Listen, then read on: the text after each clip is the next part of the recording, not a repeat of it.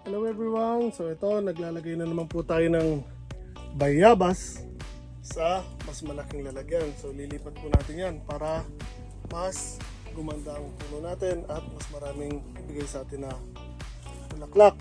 So, makikita nyo po, ayan o, may bulaklak na po yan. Lalabasan na po. And then, same as here. So, spring na, lalabasan ng mga bulaklak niyan. And meron na po tayong isang nailipat din sa mas malaking lalagyan. Pero ito, dadalhin ko doon sa kakilala kong hapon, sa kinukuhanan ko ng panggatong na ginagamit ko sa wood stove ko tuwing winter.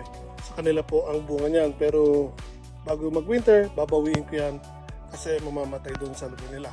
So, hayaan ko lang sa kanila para ma-appreciate nila ang bunga ng bayabas. Hapon po siya pero mahilig po daw siya sa